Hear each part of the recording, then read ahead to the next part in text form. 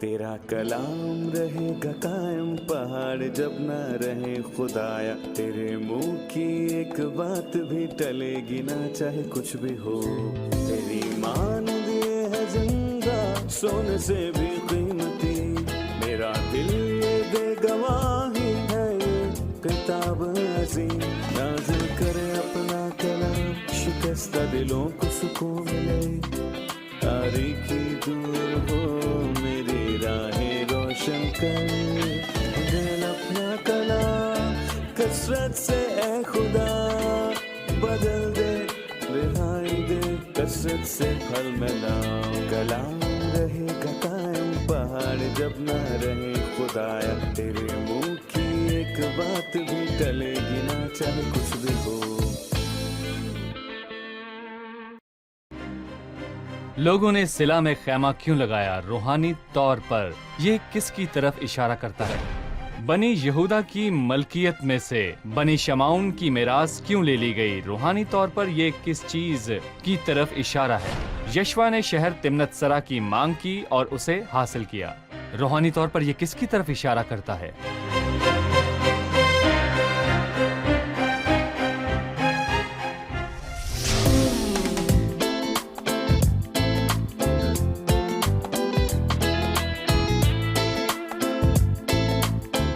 अजीज नाजरीन, मैं अयाद ज़रीफ आप सब देखने वालों को हमारे रोज के बाइबली मुतालियाती प्रोग्राम की नई किस्त में खुशामदीद। इस प्रोग्राम में हम बाइबल मुकद्दस की तमाम किताबों यानी पैदाइश से मुकाशवा तक का तफसीली मुतालिया पेश कर रहे हैं। यशवा की किताब जो पुराने अहद नामे की एक तारीखी किताब है, आज हम इस किताब के 18वें बाब से 21वें बाब तक मुतालिया करेंगे। और मैं आपको बताना चाहता हूँ ये किताब जो कि खुदा के लोगों के वादे की सरजमीन पर कब्जा करने के हवाले से है। लेकिन सबसे पहले मैं खुदा के खादमीन का खैर मकदम करना चाहूंगा। भाई इसाक खुशामदीद। शुक्रिया भाई। भाई नईमी आपको भी खुशामदीद। शुक्रिया। और स्टूडियो में आए अजीज मेहमानों को भी खुशामदीद। भाई इसाक, आज का प्रोग्राम शुरू करने से पहले मैं चाहूंगा कि आप पिछली किस्त के बारे में हमें कुछ बताइए। वो वाकई एक पूरी किस्त थी और उसमें शानदार बातें थीं और हमने खुदा को मुल्क को 9.5 कबीलों में तकसीम करते हुए देखा, क्योंकि बाकी 2.5 कबीले यर्दन के मशरिक में थे। और हमने कालेब बिन युफना को अजीम ईमान में देखा और उसने खुदा का इंतजार करने में खता ना की, हालांकि 40 साल गुजर चुके थे। और उसने अपनी नस्ल के लोगों को मरते हुए देखा और उनकी लाशें दश्ते सीना में गिरीं, लेकिन उसने भरोसा रखा कि अगर खुदा ने कहा है तो वो इसे जरूर पूरा करेगा, क्योंकि खुदा इंसान नहीं जो अपने इरादे और अपने जहन को बदल ले। उसने उम्मीद रखते हुए इंतजार किया और उसने नई रूहानी कुव्वत पाई, और इसीलिए उसने हबरून के पहाड़ की मांग की जो रफाकत को पेश करता है, और उसने बनी अनाक को 85 बरस की उम्र में वहां से निकाला। ये बड़ा काम है। और बेटी भी अपने बाप की मानिंद थी अक्सा। और हमने एक अजीम शादी को देखा जिसे अजीम रूहानी बुनियाद पर तामीर किया गया, यानी कब्जा करने की ख्वाहिश पर, ताकि वो जमीनी बरकत में अपना हिस्सा और उस मुल्क को पा सकें। और कालब की बेटी अक्सा की शादी अतनिएल बिन कंद से कैसे हुई, जिसने जंग की और उस गांव का सफर किया जिसका मतलब बंद किताब है, जिसको दबीर में बदल दिया, जिसका मतलब यानी वो कलाम जिसकी मुनादी की गई। और उसने कालब की शर्त को पूरा किया कि जो उस गांव को लेगा मैं अपनी बेटी अक्सा उससे ब्याह दूंगा। और फिर यूं हुआ कि अतनिएल अक्सा का शौहर कहलाया। हमने अतनिएल का मतलब देखा जो खुदा का शेर है, और हमने देखा कि वो बब्बर कितना अजीम है जो यहूदा के कबीले से आता है, और वही बब्बर उस बंद किताब को खोलता है और अपनी फतह के बाद वो अपनी दुल्हन ले जाता है। ये मसीह की तस्वीर और है। वो मसीह था। वो मसीह था और वही इस किताब का मौजू है। और शायद पिछली किस्त में हमने कहा था वो तमाम किताबों का मौजू है। और जो लोग तारीख की अहमियत पूछते हैं तो तारीख उसकी दास्तान है। मैं कहूंगा कि ये मसीह की दास्तान है जिसमें हम मसीह को वाज़े देखते हैं, और मुल्क पर कब्जा करने की तारीख अभी जारी है। भाई नईमिया, मैं 18वें बाब की पहली आयत से पढ़ना चाहूंगा। वहां लिखा है, और बनी इसराइल की सारी जमात ने सैला में जमा होकर खैमा इज्तमा को वहां खड़ा किया, और वो मुल्क उनके आगे मगलूब हो चुका था। जब सारी जमात सैला पर इकट्ठी हुई और खैमा को खड़ा किया तो मुल्क उनके कब्जा में था। इस बात से हमें क्या पता चलता है? इसका रूहानी मतलब क्या है?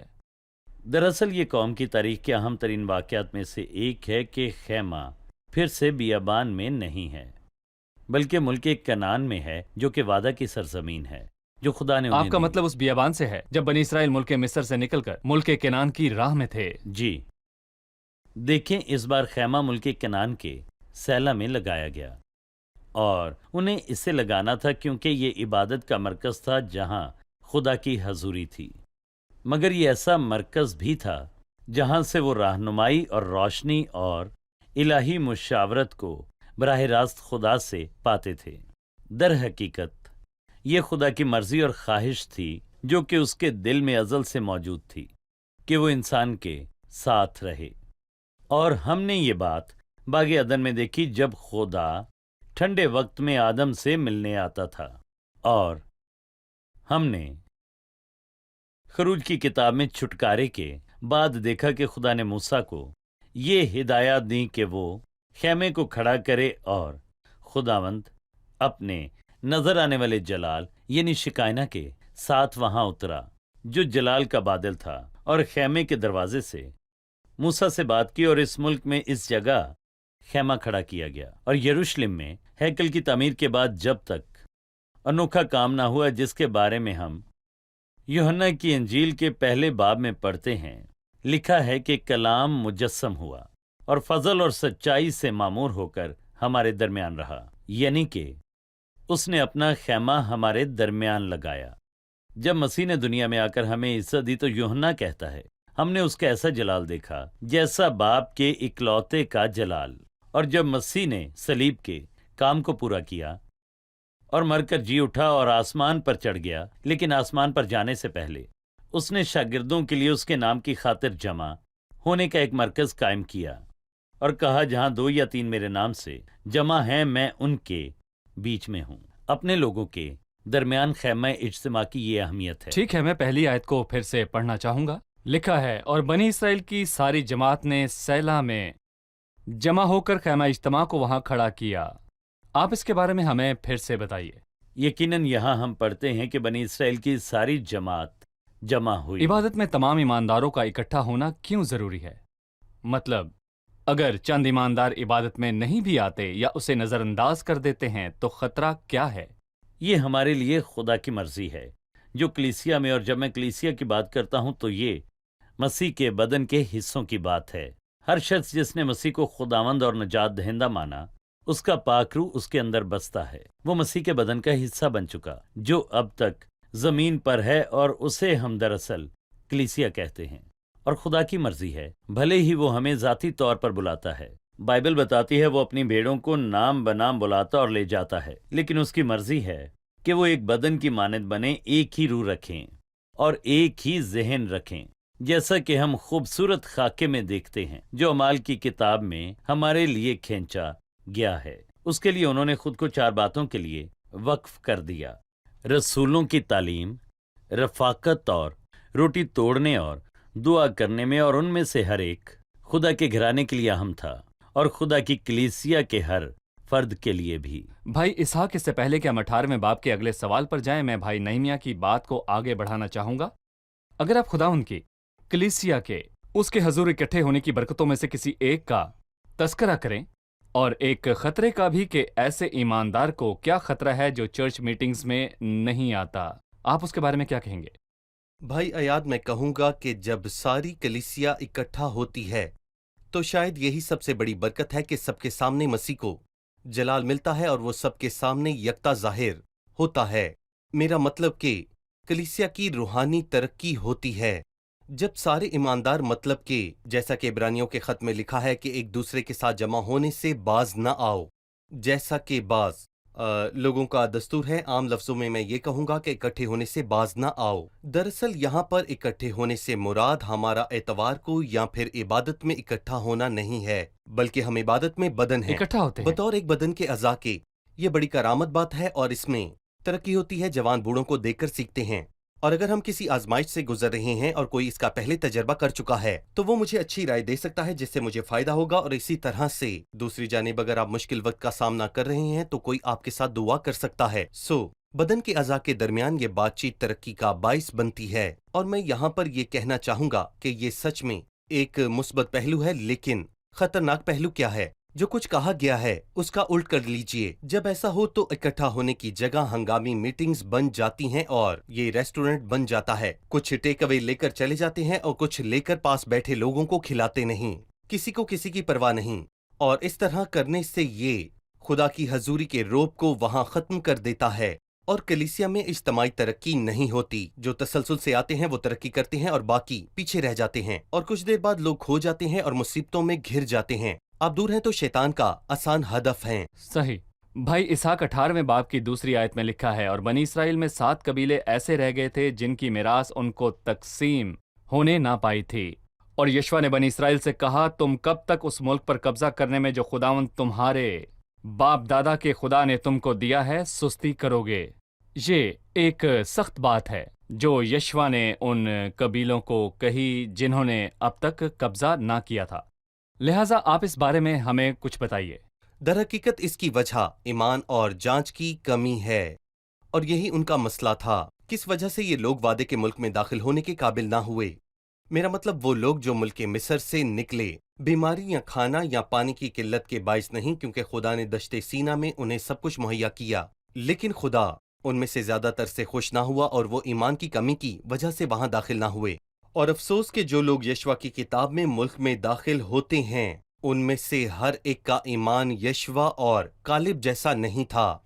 उनमें ईमान की कमी थी और वो मिरास को नहीं समझते थे। अगर एक शख्स अपने मामले में यकीन नहीं रखता तो उसका इरादा कमजोर होता चला जाता है और जीत के लिए मेहनत नहीं करता। और जब मुझे मेरी जिंदगी में एक जोरदार मकसद नहीं नजर आएगा जिसके लिए मैं कड़ी मेहनत करूं, तो एक तरह की सुस्ती और लापरवाही आड़े आ जाती है और इंसान कहता है ये मुश्किल है। और फिर आप अजीब बात सुनते हैं कि शुक्र है खुदा का हम आसमान पर जाएंगे, और एक कहता है क्या खुदा आसमान पर हमारी आजमाइश करेगा? मगर मुझे जाकर कलाम खुदा को सुनना होगा।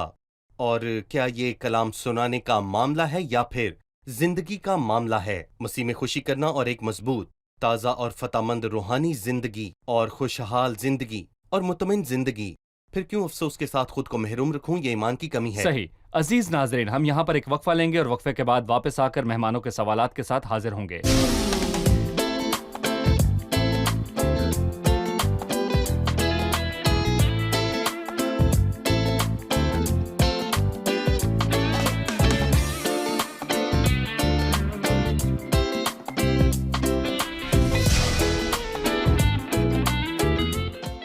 अजीज नाजरीन, हम वक्फे से वापस आ चुके हैं और अब हम मेहमानों से सवाल पूछेंगे, लेकिन उससे पहले अगर आपका कोई सवाल हो तो हमें लिख भेजिए। खुदावंद के फजल से हम इसका जवाब जरूर देंगे।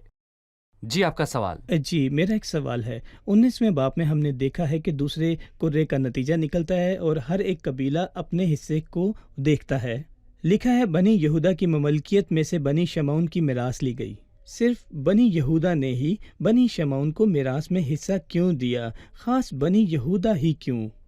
बनी यहूदा ही क्यों? बनी यहूदा की मिरास में बनी शमौन का हिस्सा क्यों? सबसे पहले मैं तो ये कहना चाहूँगा कि खुदावंद ने जिस तरतीब से अपनी किताब में हमारे वास्ते इंदराज किया, कुर्रे के हिसाब से है, क्योंकि हम इस पे राजी हुए कि तकसीम कुर्रे की बुनियाद पर हो और इख्तियार खुदा के पास होना चाहिए। तो हम देखते हैं कि खुदावंद सबकी फिक्र करता है। शायद हमने पहले भी सवाल किया था कि खुदावंद ये सारी तफसीलात क्यों देता है?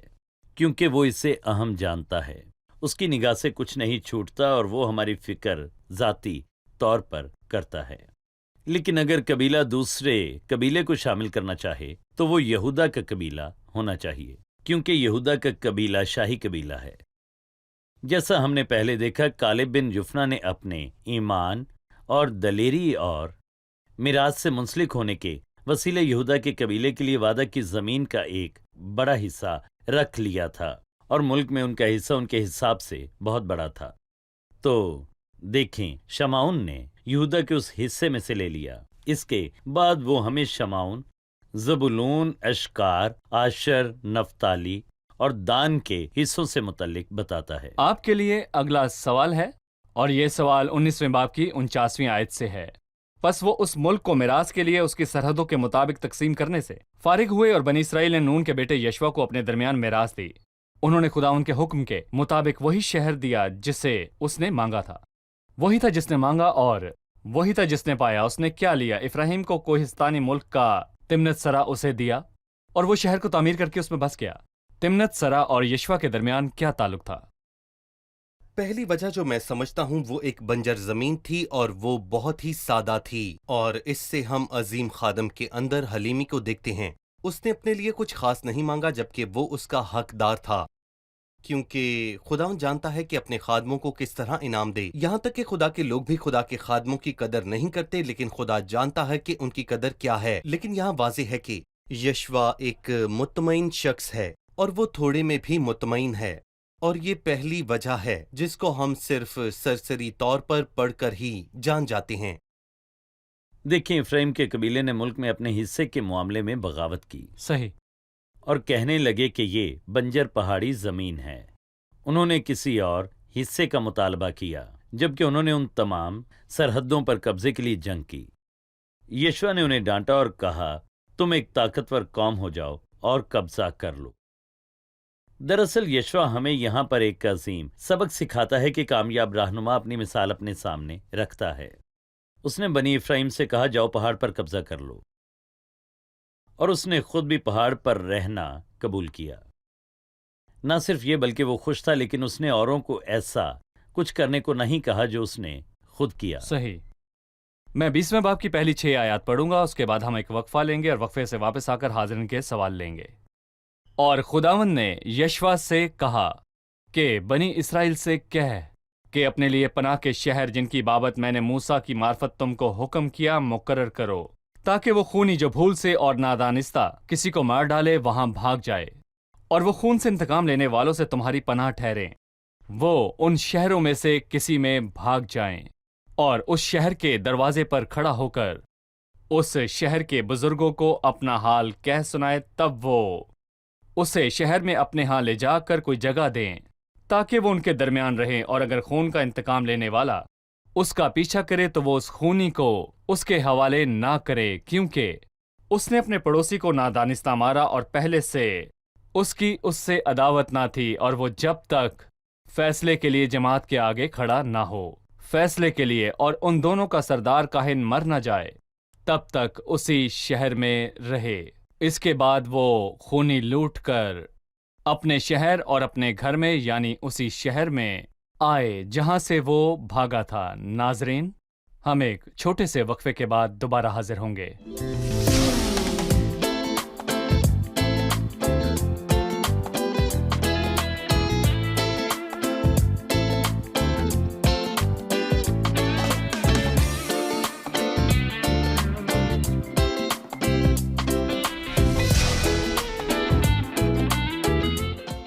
ناظرین، ہم وقفے سے واپس آ چکے ہیں اور اب ہم اپنے مہمانوں کی طرف چلتے ہیں اور ان سے سوال پوچھتے ہیں۔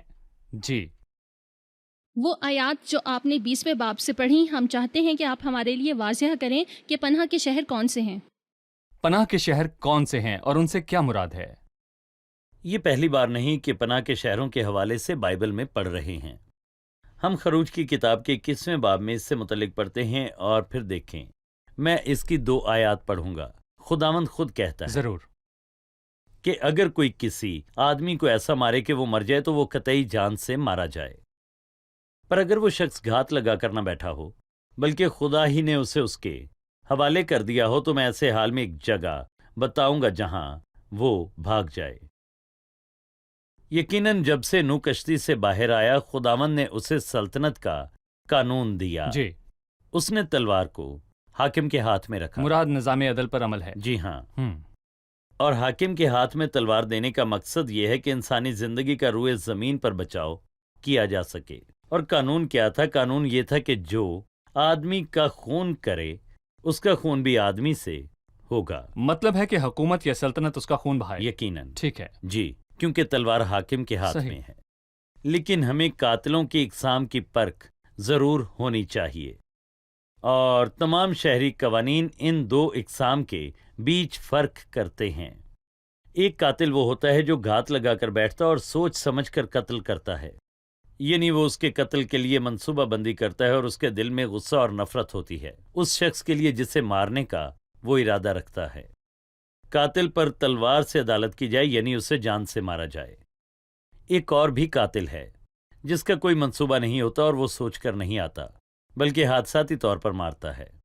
ऐसे इंसान के लिए खुदा ने पनाह के शहरों को मुकर्रर किया है। सहरा में खुदा ने उन्हें ये कानून दिया। हम गिनती की किताब के 35वें बाब में इसकी तफसील देखते हैं। गिनती 35वां बाब और उसकी 6ठी आयत में कुछ इस तरह लिखा है, लावियों के उन शहरों में से जो तुम उनको 2-6 पनाह के शहर ठहरा देना जिनमें खूनी भाग जाएं। इन शहरों के अलावा 42 शहर और उनको देना। अब सुने, यानी कि वो उन शहरों में शामिल हैं जिनमें लावी रहेंगे, क्योंकि हमने पहले भी ये देखा कि उनका बाकी कबीलों की मानद हिस्सा नहीं है, लेकिन उन्हें उसके आसपास के 48 शहर दिए जाएंगे जिनमें वो रहेंगे और उनके मवेशी वहां चरेंगे। उनमें पनाह के 6 शहर भी हैं, ताकि जो कोई भी किसी शख्स को हादसाती तौर पर मार डाले वो वहां से भाग जाए। और इसमें हमारे लिए एक अजीम वो बात क्या है भाई नेमिया? हम सब पर मौत का हुक्म था, क्योंकि गुनाह की मजदूरी मौत है, लेकिन मसीह हमारी पनाह बना जी। अपने सलीबी काम, मुकम्मल नजात और मुफ्त छुटकारे के वसीले। मसीह हमारी पनाह ठहरा, जैसा कि रसूल इब्रानियों 6 बाब की 18वीं आयत में फरमाता है। हम जो पनाह लेने के लिए दौड़े हैं कि उस उम्मीद को जो सामने रखी गई है कब्जे में लाएं। हम दौड़े हैं और दौड़कर मसीह के पास आए हैं, और मसीह हमारी उम्मीद बना है। मतलब लेकिन- कि मसीह हमारी पनाह का शहर है। जी हाँ, ठीक है। बिल्कुल। और उसके सिवा कोई पनाह और कोई छुटकारा नहीं, क्योंकि आसमान के तले आदमियों को कोई दूसरा नाम नहीं बख्शा गया जिसके वसीले से हम निजात पा सकें। लेकिन दूसरी जानिब एक मुतासिरा शख्स है जिसकी जान गई, एक कीमती जान, जो कि हमारा खुदावंद यीशु मसीह है, जबकि वो दुनिया में इब्ने आदम बनकर आया। कौन मसीह की मसलूबियत का जिम्मेदार है? किसने मसीह को मारा? और इसका जवाब ज़बूर नंबर 2 में है। मसीह के खिलाफ जमीन के बादशाह। खुदावंद और उसके मसीह के खिलाफ जमीन के बादशाह सफाराई करके और हाकिम आपस में मशवरा करके कहते हैं। यहूदियों ने रूमियों के साथ सलाह की और उन दोनों ने मसीह के कत्ल का गुनाह किया, लेकिन वो जो सारे जलाल का मालिक है, जबकि वो सलीब पर था तो उसने सबके लिए पनाह के शहर का दरवाजा खोल दिया।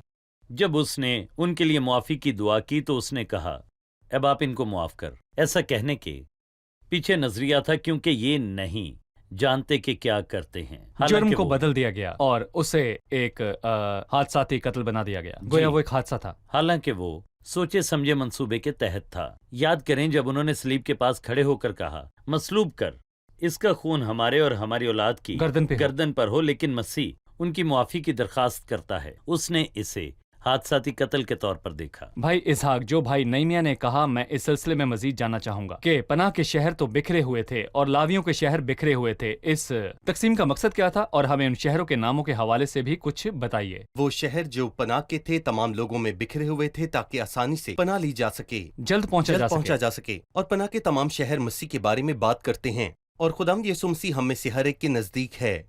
मतलब कि जिस वक्त मैं महसूस करूं कि मसीह की सलीब के गुनाह में मेरा हाथ था, मैं गुनाहगार हूं, तो मुझे मसीह में जल्द पनाह ढूंढनी है और मैं उसे अपने पास पाऊंगा। मसीह मुझसे नाराज नहीं, मुझसे दूर नहीं, और मुझे उससे मिलने के लिए लंबा सफर नहीं करना पड़ेगा। मैं अपनी इसी जगह पर इस प्रोग्राम को देखते हुए मैं रहम की दरख्वास्त और सलीबी काम पर ईमान रख सकता हूँ। वो बिखरे हुए थे ताकि आसानी से वहां पहुंचा जा सके। और शहर बजाते खुद उन कामों के मतलब में वो बरकतें हैं जो मसीह में हम पाते हैं। सो कादस का मतलब मुकद्दस है, सिकम का मतलब सरपरस्ती या कंधा है, और हबरून का मतलब रफाकत है, जैसा कि हमने पहले देखा है। बासर का मतलब है मसीह वो किला है जो सजा से बचाता है। रमात बुलंदी और सरफराजी है, और जुलान का मतलब खुशी है।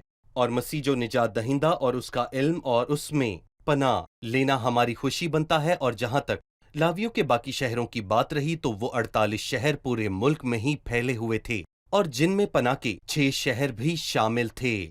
और पहली बात, ये लावियों का हिस्सा था। जैसा कि हम फजल के अहद में हैं, हमारा इस मुल्क में कोई हिस्सा नहीं, लेकिन हम रहते हैं, हम परदेशियों की मानिंद मुल्क में रहते हैं। दूसरी बात, क्या वहाँ जाना उनके लिए आसान था? जब ना मीडिया और ना आमदोरफ्त थी, वो लोगों के दरमियान फैले हुए थे। उनके शहर नजदीक हैं, आएं और मदद करें, लोगों की मदद करें। पनाह के शहरों के साथ हम इस किस्त के इख्तिताम पर पहुंच चुके हैं जो खुदावंद यीशु की तरफ इशारा करते हैं। आप पनाह। दोनों का शुक्रिया। अगली किस्त में यशवा की आखिरी किस्त के साथ बहुत हम फिर शुक्रिया। हाजिर होंगे। मैं मेहमानों का भी शुक्रगुजार हूँ। अगली किस्त में आपसे भी मुलाकात होगी। अजीज नाजरीन, आज की किस्त में हमने सीखा कि खुदा ने पनाह के शहर उन लोगों के लिए मुकर्रर किए जिन्होंने हादसाती तौर पर कत्ल किया। हमने उन सब शहरों के मुतालिक जाना जो कि मसीह और उसके सलीबी काम की तरफ इशारा करते हैं, जो पनाह का शहर है। हमने जाना कि वो शख्स जिसका कत्ल किया गया वो मसीह है जिसने सलीब पर जान दी। सारी इंसानियत इस जुर्म में मुलव्विस थी, लेकिन मसीह ने सलीब पर माफी की दुआ की और पनाह के शहर के दरवाजों को खोल दिया, जबकि उसने इस जुर्म को हादसाती जाना और कहा, ऐ बाप, इनको माफ कर क्योंकि ये नहीं जानते कि क्या करते हैं। शायद आप किसी खास तहजीब, मजहब या मुआशरे का हिस्सा हैं। आपके हाथ अब भी खून से रंगे हैं और आप मसीह के कत्ल के मुजरिम हैं, क्योंकि इस जुर्म में सारी इंसानियत मुलविस थी। लेकिन जब आप मसीह के पास वापस आते हैं, जब आप उसमें पनाह लेते हैं जो कि वाहिद पनाह है, तो आप अपने सारे गुनाहों की माफी और अबदी माफी को पा लेते हैं। अगली किस्त में आपसे फिर मुलाकात होगी, जो यशवा की किताब की आखिरी किस्त है। खुदा आपको बरकत दे।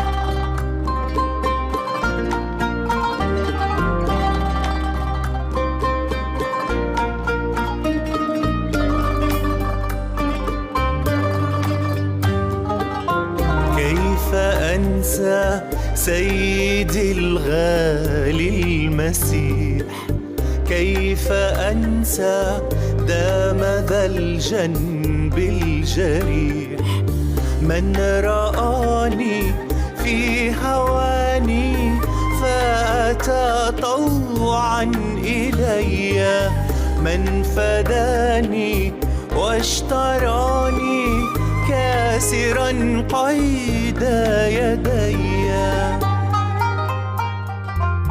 كيف أنسى قلبك العافي الكبير، من عفى عني وعن جرمي الخطير، فمحى كل ذنوبي وابتدى عهدا جديدا، وملا بالروح قلبي فغدا قلبي سعيدا۔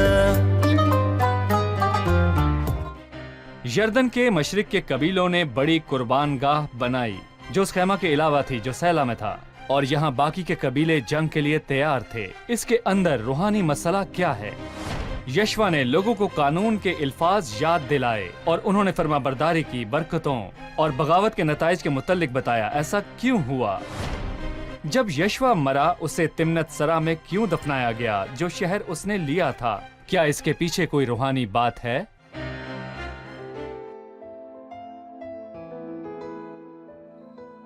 तेरा कलाम रहेगा कायम पहाड़ जब न रहे खुदाया, तेरे मुंह की एक बात भी टलेगी ना चाहे कुछ भी हो, तेरी मान दिए है जिंदा सोने से भी कीमती, मेरा दिल ये दे गवाही है ये किताब अज़ीम, नाज़िल करे अपना कलाम शिकस्ता दिलों को सुकून मिले, तारीकी दूर हो मेरी राहें रोशन कर, दिल अपना कलाम कसरत से ए खुदा बदल दे, रिहाई दे कसरत से फल में नाम, कलाम रहेगा कायम पहाड़ जब न रहे खुदाया, तेरे मुंह की एक बात भी टलेगी ना चाहे कुछ भी हो।